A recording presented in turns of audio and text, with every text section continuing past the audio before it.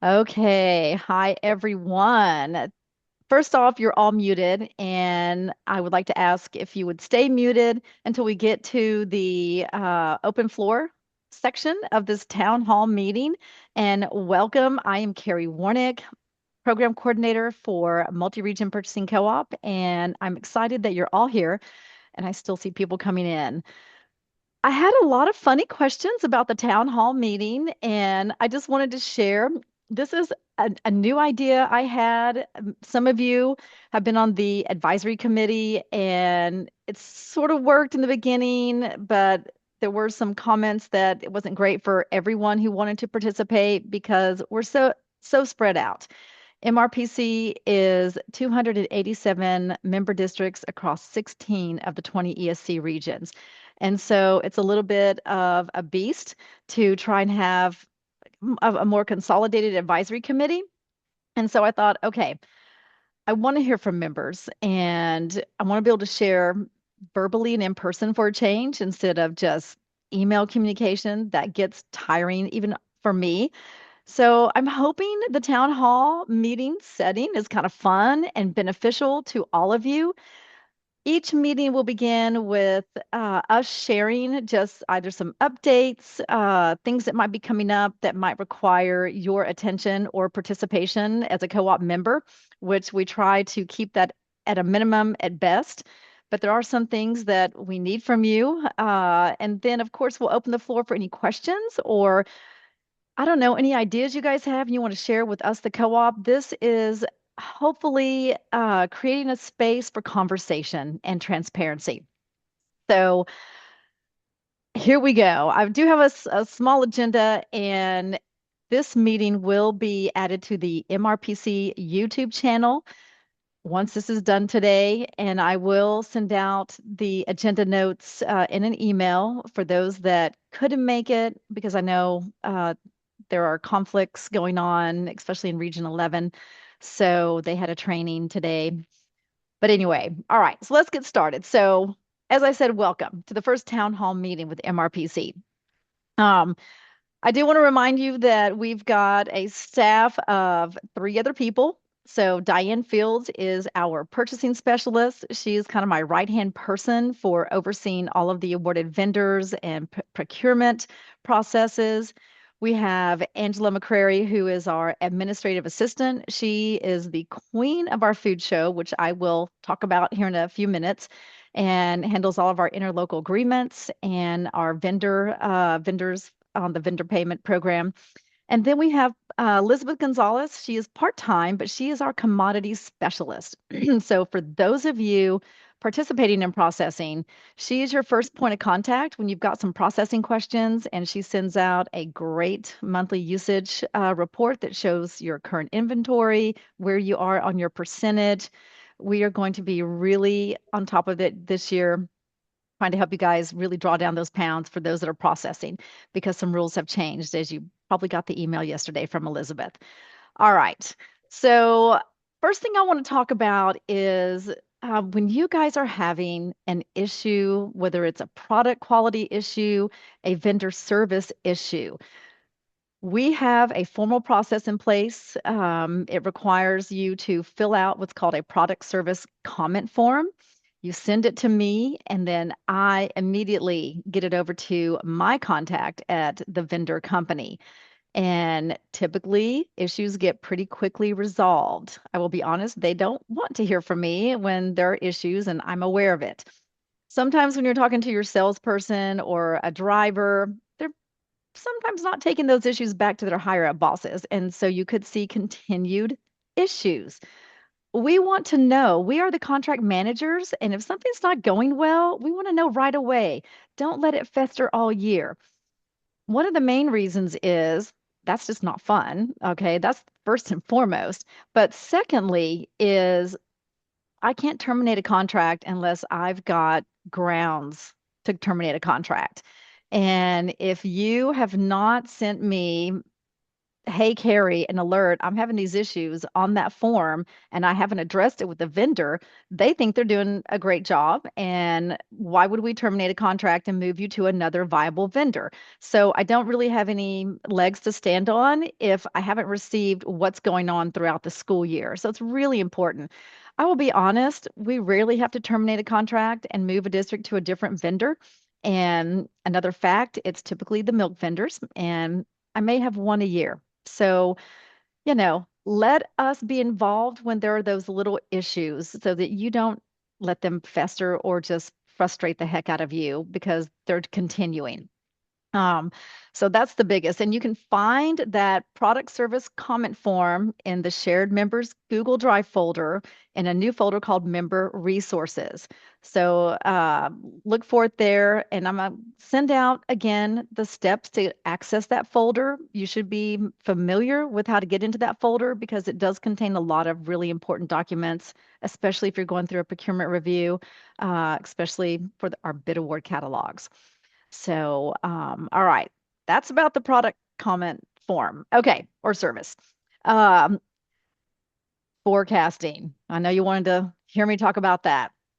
Now, we are going to change some things about forecasting this year that is going to make it a lot easier on you. So, I have been listening to the feedback over the past couple of years using Maestro, and it doesn't mean you're free from forecasting with us. Now, we are requiring forecasting this year, and I've been pretty lenient in the past several years. And since I first came into multi-region co-op, we've been building up to this day, and we are here. I am 10 plus years in, so we have arrived at mandatory forecasting.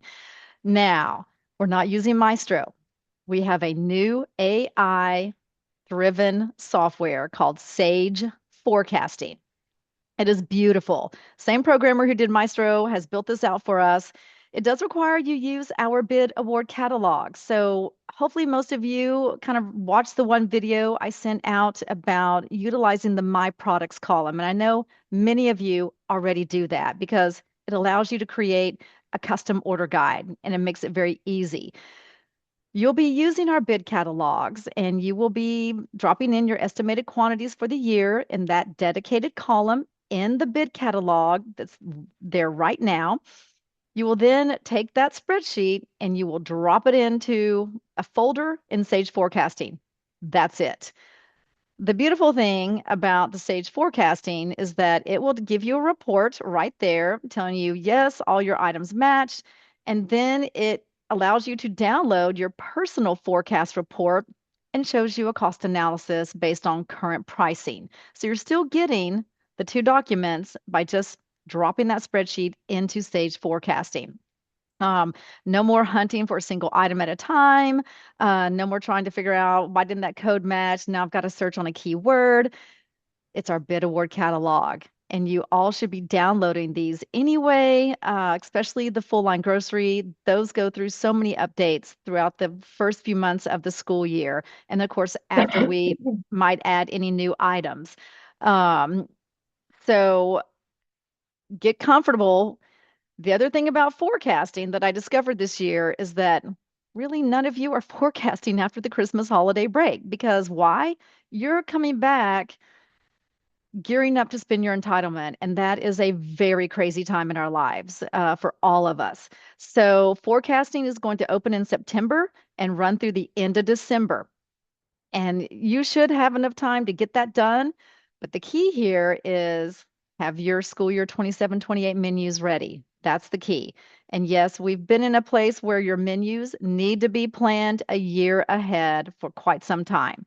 Um, I'm going to share with you a little bit of what we went through this March, and mainly it was me, and it ate up my spring break. But I want to kind of paint the picture, so to let this absorb in why forecasting is so important. I mean, not only is it a federal and state requirement for formal procurement, and that's what we do. We do formal requests for proposals.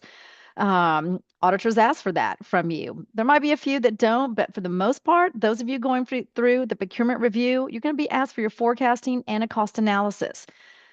It tells our vendors what they need to stock to meet your needs so that they're bringing those products in but it also helps us try to target low volume products that have been requested and maybe try to redirect you to a more popular stocked item. So a lot of good reasons. But here's the interesting part about all this. All of our contracts have a 10% flexible uh, contract value where we can add new items in the middle of the school year after it's been awarded or after a contract has been renewed. 10% of the contract value, that's that market basket method that we use. Now, this past year, I just want to share this with you. I had about 15% of our districts that forecasted a bid or one of our vendors' contract, but had not checked that bid on their interlocal agreement. That's a head scratch. Maybe they just forgot. I had about 60 or 70 districts that did not forecast, or 30% that did not forecast on our full line grocery bid, did not forecast at all. Okay. That puts us already eating up our 10% flexibility because it skewed the contract value by 30%. And now we're in the negative 20%. We're already at an infraction with procurement guidelines. Now, don't panic.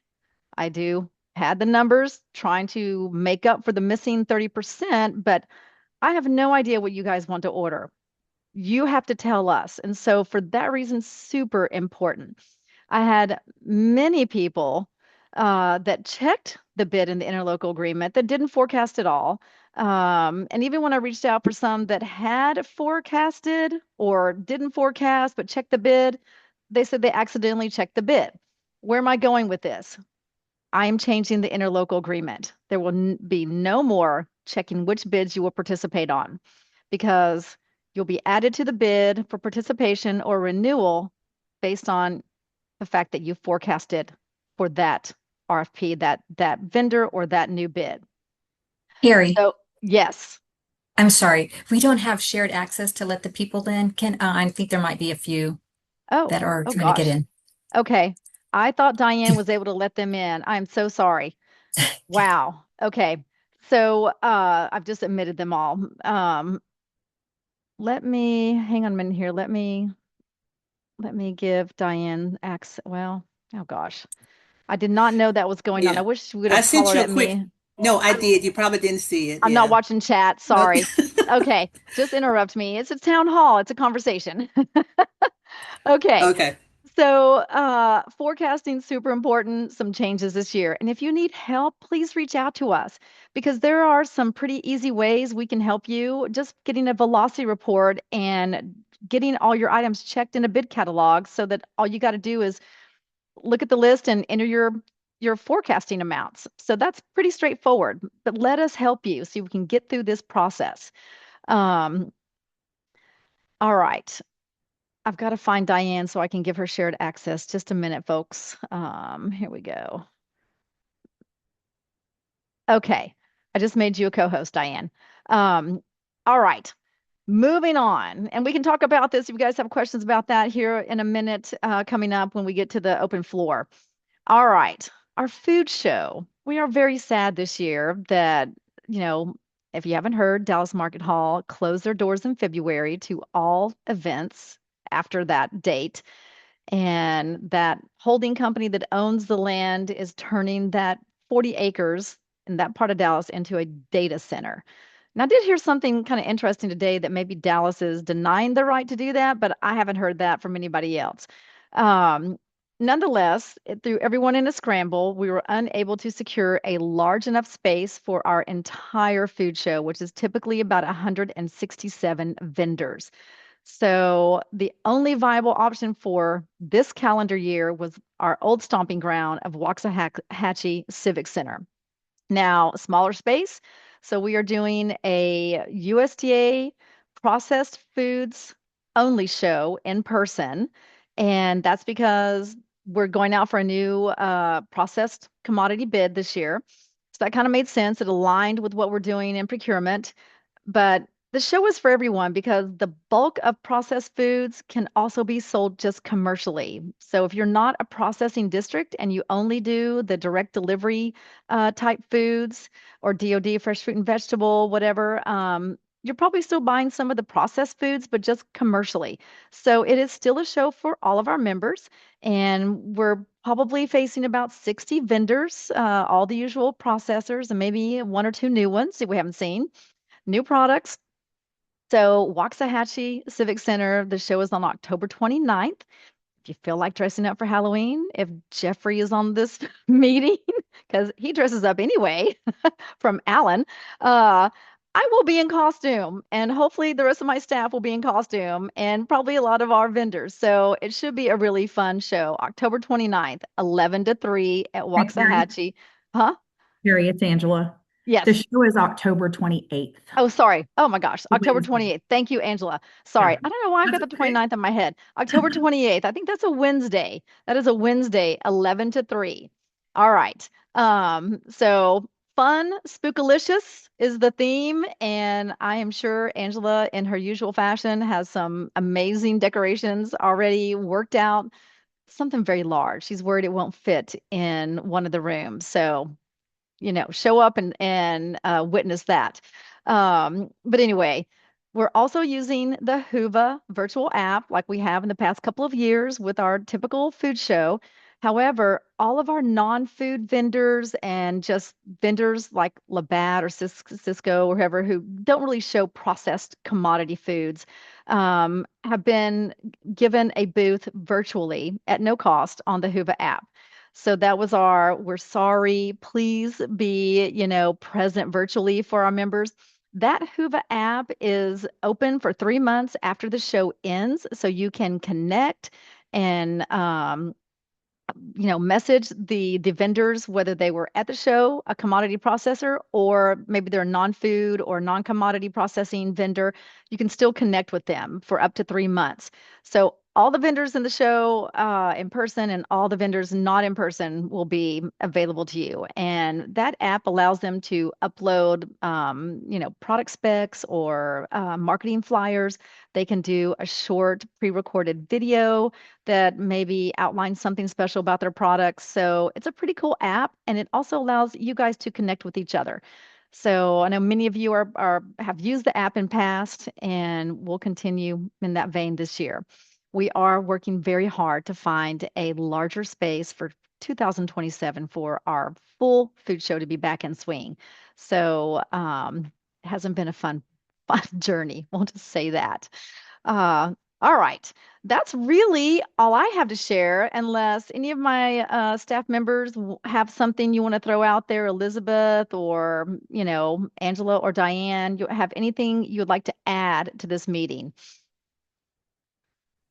Yes, thank you, Carrie. Yeah. So in regards to commodity processing, we also have a complaint log. We haven't sent out a notification about it, but that will be coming out either later today or tomorrow. We want to hear from you if you are having any kind of issues using your commodity pounds. We want to know what those issues are, whether it's, product availability or quality, whatever it may be hindering you from using your commodity pounds, because as Carrie mentioned, the rules have changed for this year, especially when it comes to transferring pounds. Carrie, can I go ahead and put that out Yeah, there about sure. yeah. Go Okay. ahead. So so Because you it guys, it if it also affects direct delivery foods as well, correct, Elizabeth? correct, yes. Okay. So you guys, if you weren't part of the TDA USDA Foods kickoff meeting that they had on Zoom a few weeks ago, they announced during that call that schools that are trying to transfer pounds to back to the state, or even transfer brown box, the direct delivery items back to the warehouse, um, you're going to need superintendent approval to make those transfers happen. In the past, it just required the food service director, but now TDA has changed the rule and it's now superintendent approval to make any donations back to TDA. So having said that, we feel like this is going to become an issue for anyone who has excess inventory and wanting to get rid of the excess and give it back to somebody else or give it to somebody else to use them. More than likely, you guys are not going to want to go through that process of asking for superintendent approval.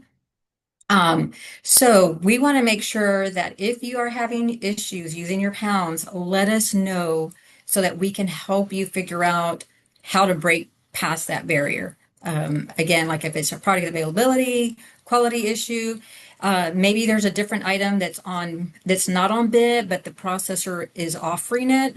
If that will help you use pounds, I think Carrie had mentioned that we can look at that opportunity about adding a bid, so that adding that product to the bid, if it's volume wise, right, Carrie? Like as long as the volume is there, we can probably make that happen in that scenario. So I request every item our members ask us to, to add to a bid. It is really up to the vendors if they think, if it's not an already stocked item and the volume is too low for them to even bring in that amount, they may not approve the additional item. But we try to get everything you guys want. That's kind of our goal, even if it's a low volume, because if it's already stocked, why not? If we can get it for you, then that's great. It's great for you. It's great for the vendor. Yes, but that's the biggest change for this coming school year. I think one of the members is trying to get clarification if superintendents are going to be notified if you lose pounds or have unused pounds at the end of June. So let's just say you have 500 pounds with a processor and they get swept at the end of June. TDA did not make that clear during that call, whether or not they would notify the superintendent if that happens as well, if you lose pounds that way. So we're waiting for that school to hear back from TDA, but as soon as we know, we'll let you know as well. So again, we want to help you use those pounds and not have to go through Yeah. your superintendent to make any donations. So with that, we do have a log that we have put into the Google Drive under USDA Foods. So we'll send out that link either later today or tomorrow for sure. Okay. Thanks, Elizabeth. That's all. And thank you. So spinning off of the whole request for an additional item. In past, we've always had that during the month of October, but I'm shifting that up to September this year. And it won't be a shared spreadsheet. Instead, we are going to email out a pre-formatted spreadsheet to you to make a new item request with any one of our awarded vendors for a mid-year ad. And you'll complete that and you'll just need to drop it into the dedicated folder that I'm going to give you a link to the folder by the end of September. We'll close that folder, and then on October 1, that first week in October, I'll start working through all the requests. We're going to use an AI agent to pull it all together, and then start looking at what do we need to, ask the vendors to approve as an additional item. It's going to require your estimated quantities for whatever amount of time you plan to purchase that product.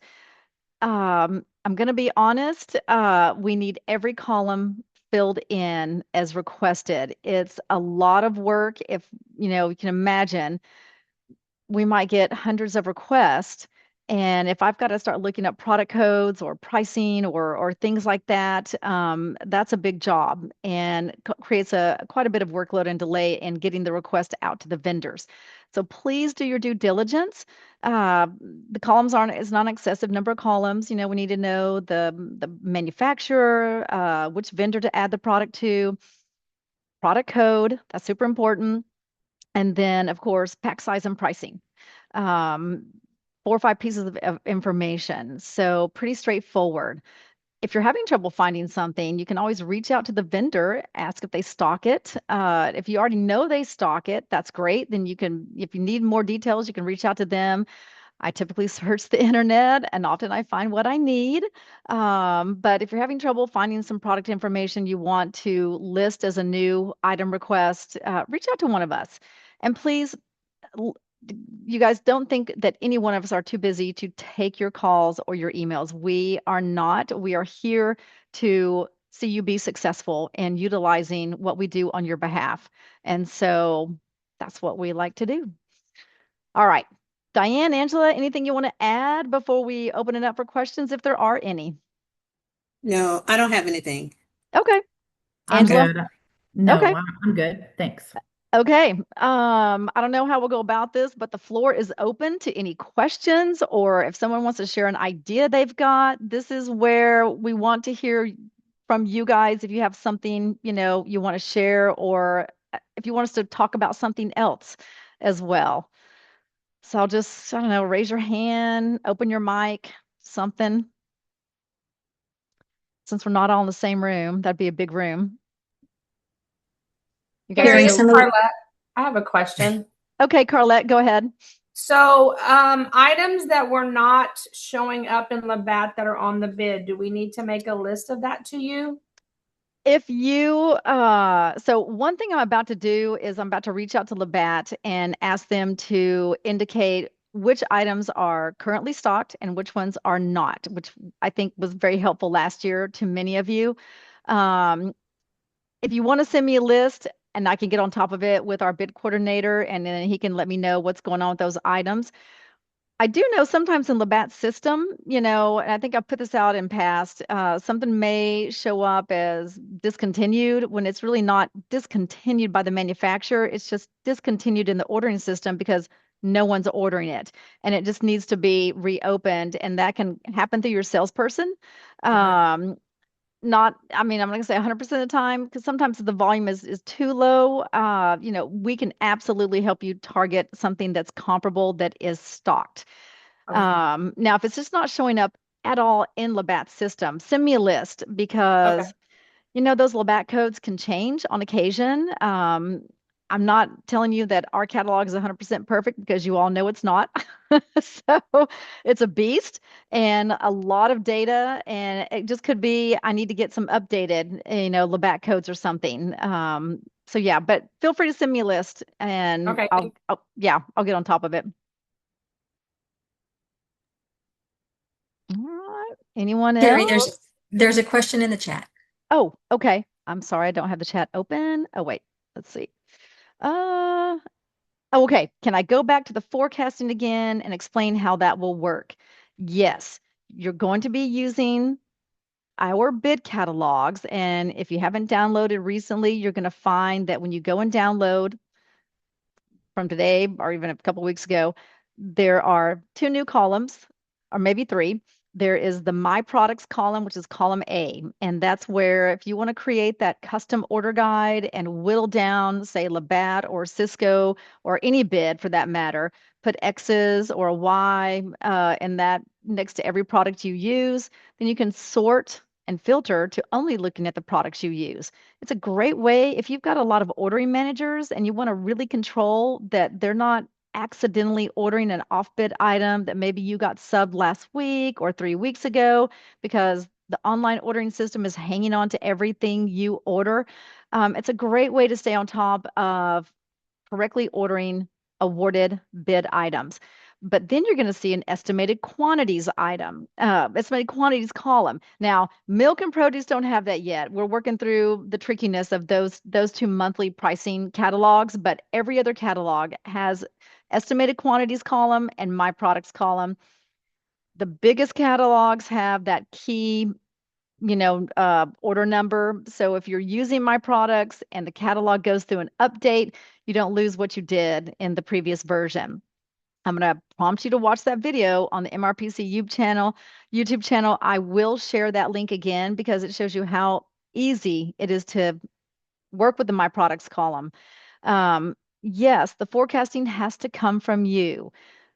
Could I use historical data? Yes, but I'm going to tell you every school year, the membership has not purchased upwards to 400 items on our biggest Labatt catalog, but I get about 400 requests for new items to go on the catalog. That's a lot of volume. That's a lot of products. So it's really important that, try to do your best at forecasting. I know it's things can happen and you may miss the boat a little bit. That's fine. But, there's a lot of movement in what you guys want this year compared to next year. And you'll see the food show. There's a new item that you love and you're like, oh, I want that for next year. You're going to be able to request it as a new item for the next year. So we haven't worked out the new item request thing for forecasting. It might be something similar to what you're going to do in September. So stay tuned for that.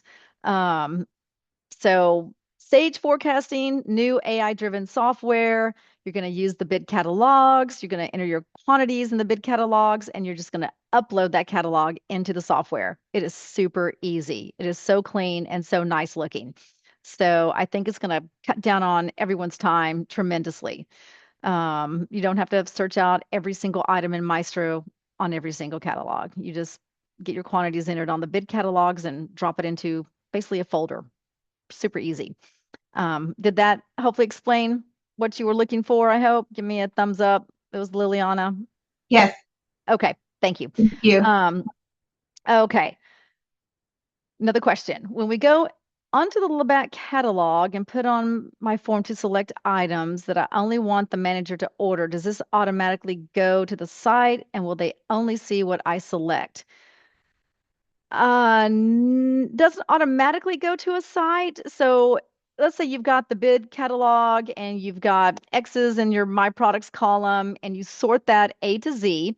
It's going to pull every item up that has an X next to it. Then you can filter or remove the blanks. And so now you've got a short list. So let's say you're a school that uses, I don't know, 1,000 items out of that catalog of 4,000 plus items. You can have that spreadsheet only show the 1,000 items. You haven't deleted anything, you're just hiding stuff. That's what you will personally share with your ordering managers. So we won't share anything with what you've done. We don't see what you've done because all of our bid catalogs are view only in the shared Google folder. So you have to download those catalogs and save them to your computer. But I'm going to send the link to the YouTube video. It's not a long video, and it'll show exactly how all that works. And if you're not super comfortable in Excel, I show you some basic features. So you might learn a little more about Excel even in that video. All right. All right. Now Elizabeth is reminding me about September 3rd commodity training. Yes.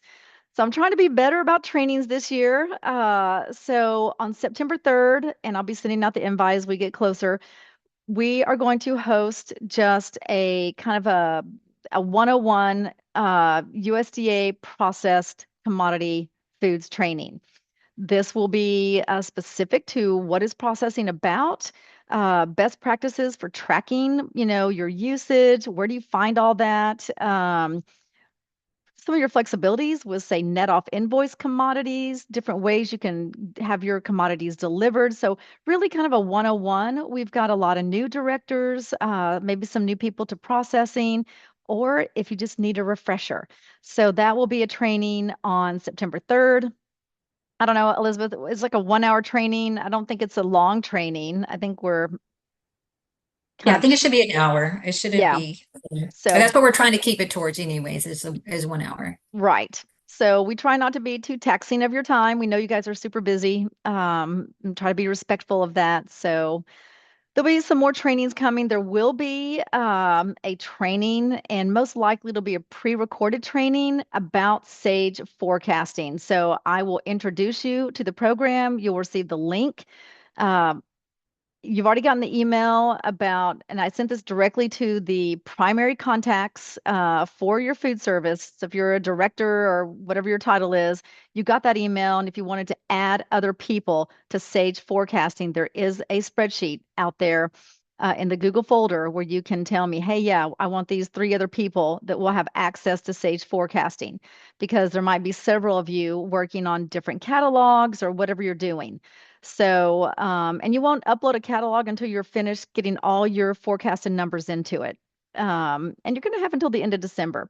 So if you're that procrastinator and that's your holiday break, I hope it's not, but might be like me. So anyway, that's how that's going to work. All right. Elizabeth, well, I might, well, let's see. Question is, please tell the process on how to dispute a commodity item that is a fee-for-service direct ship. Processor link and manufacturer pricing doesn't match. Okay, so reach out to me directly, please. Anything to do with pricing, that's going to be me or Diane. We'll need to take a look at what's going on there with the pricing, and we might just need to, we'll reach out to the processor and get that resolved. So yeah, um, that hopefully that answered Jennifer. Um, all right. All right. Next thing, we often find the taste is wonderful menu options during the food show that are not on bid, and vendors ask us to help get the products added to our vendor. Sometimes we want to add this wonderful item to the menu immediately or maybe the next school year. Can we possibly get QR code for us to complete a questionnaire while at MRPC? Um, Yes. So I'm going to let Angela chime in here because I think I remember that when we were talking to the people for the Hoover app, there is something about QR codes. Angela, you want to chime in? And I don't know if that was just for contacting the vendor or if we're talking, and maybe Cam, maybe you can tell me specifically, specific to a product. Do you remember, Angela? Yeah, so in the Hoover app, it is just a QR code for them to gather the information for the people that come to their booth to visit. It Okay. has nothing to do with their products. This is a great idea, though. I love it. Yeah. Maybe that's something we can work towards for a future.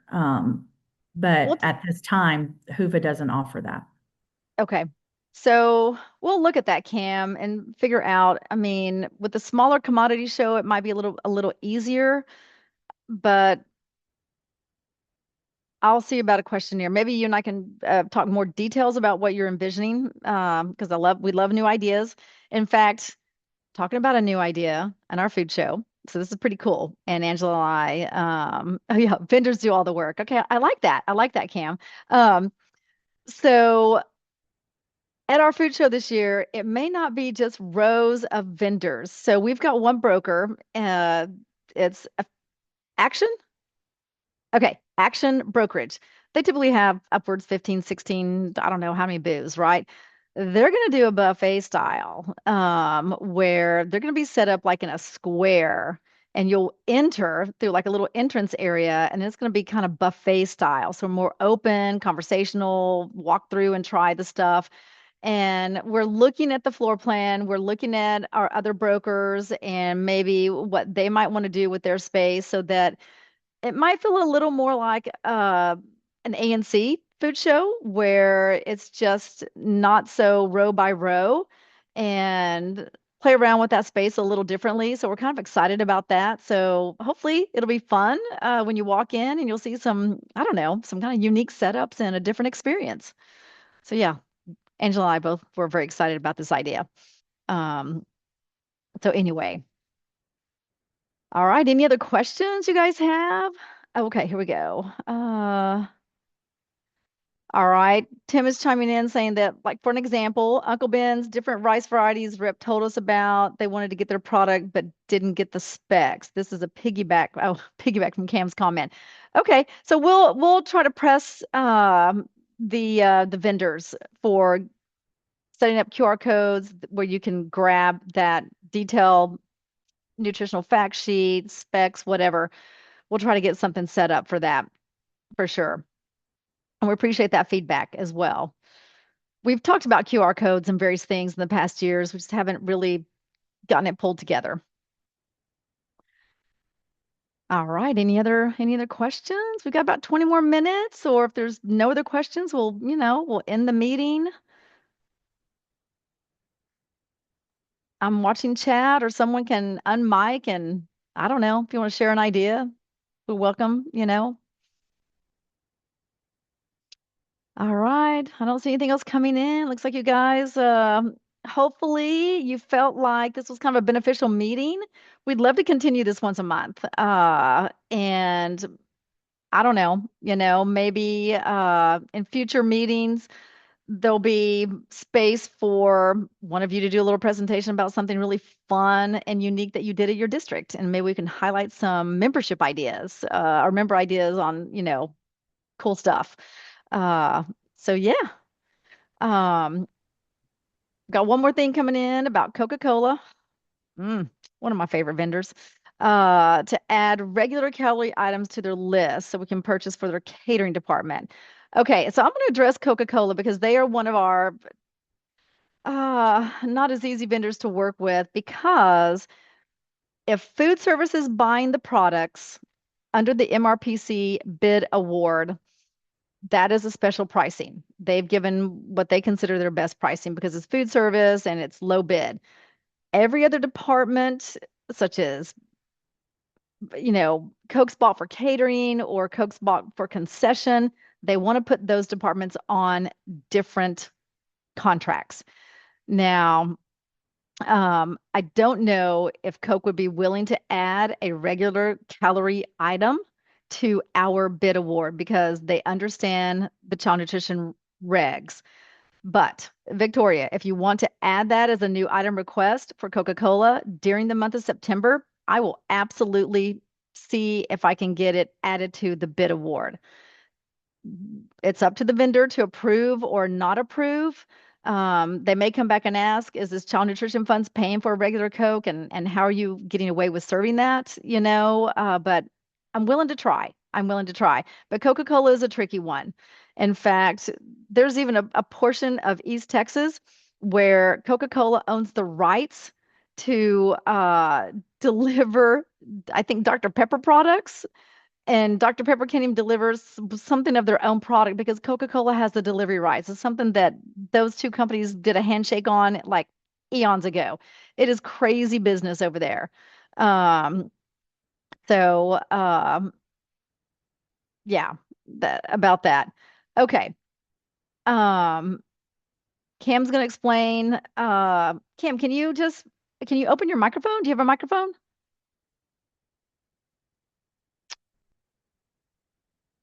Um, all right. Oh, okay. So yeah, if you guys are having to buy certain products from a local vendor, even if you're using, just, obviously you guys know mindfulness about use of that micro purchase and routine purchases. TDA has changed some language in the arm that states you should, to the best ability, spread the wealth, but sometimes you can't. But if you're in a larger metropolitan area where you can go to a Target, a Walmart, a grocery store, an HEB, Kroger, whatever, kind of spread the wealth, or a Costco or a Sam's, but watch what you're spending on those same products because if you're buying it multiple times and if you've got a review coming up, just want to be careful. I just want you guys to look out. Okay, awesome. Um, okay. All right. Well, oh, here we go. Since we're talking about Coke, the bid lists several items. When ordering, some of those are not available. Yes, we are working through that, and yes, please bring that to my attention. I don't understand what's going on with their online ordering system. There have been a lot of issues recently since the start of school, and also some pricing issues. They've got a new person that is our regional contact. I'm working through the couple of things that have been brought to my attention.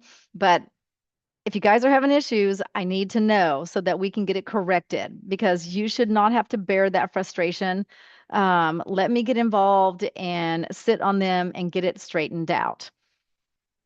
All right. Okay. So here's the comment from Cam. So obviously forecasting is completed as required. August orders are submitted by the end of May, and they are still not ready with our order when we need them. This causes our forecasting to be inaccurate. For instance, Dr. Pepper not filling our orders because product is not available. Bring that to my attention. I was not aware that Dr. Pepper was not fulfilling your orders. So that's where, if we don't know, we can't help you. And it's so important to let us know. We're happy to help. We need to know what's going on. And don't feel bad. Please, everyone, go to the shared members Google Drive folder, step into the member resources folder, and download that product service comment form. Just keep it as a blank in your arsenal of documents. And when these things crop up, send them to us because the minute I get that, I am saving it because now that becomes a tracking document on vendor performance, and I'm shooting it off to my contact, who is higher up than your salesperson and your driver. So please grab those forms and save them and use them. And don't feel like, well, I don't want to bother, Carrie or Diane. But guys, if you're having an issue, don't suffer. Let us help you, let us help you try to get through that. Definitely.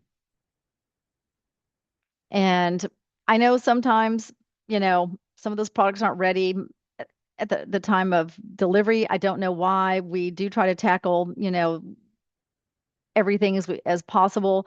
But if you're not getting something, just let us know. Let us know. And then we can research it. Good questions, you guys. Some good conversation here. It's very informative. We appreciate it. All right. Well, I've got about maybe 13 minutes. If guys have any more questions you want to throw out there or anything that's going on, because typically if one of you is experiencing something with one of our vendors, there are probably more of you, you know. So, all right. Well, I hope you guys enjoyed the town hall meeting, and I think it was a success. I'm pretty excited about this setup, and we may have a short meeting in September. There may not be a lot to talk about. We may just go over sage forecasting again. For those on the commodity bid, I'm kind of working through the specifications right now. So that forecasting might be later into September, um, mid-September. So pedaling fast on that one, but it'll be a new process commodity bid, and we'll get that going as quickly as possible. And yes, as I said in the beginning, this meeting was recorded, and I will get it saved to the MRPC YouTube channel once it does its whatever it does to make that available to transfer over there. And I will send out an email. It will be called a town hall recap. It will include the link to the recording, and it will also include the agenda. So the items that I addressed in the beginning, and then we'll try to include some of the questions that came at us, if they're slightly different from what I talked about in the beginning. Also, before we all go, or for the most of you go, Elizabeth has done an amazing job putting together what's called the members reference guide, and it is in the shared members Google Drive folder. Some of you reviewed it, and thank you for the comments and feedback. We think it's a great guide, especially for those that are new to MRPC, because we've got 4 new members this year, and we are continuing to grow. And just some of you that are new directors, and it's a great reference guide. So, you know, get in that members folder and find all the goodies. And I'm also working on putting together solicitation packets for you guys, that if you do your own solicitation, you've got some complete packets there that are kind of off the shelf. So, all right. Thanks, everyone. Awesome meeting. And thanks for all your questions and comments. And don't be strangers, and we'll see you in September. Bye, everyone.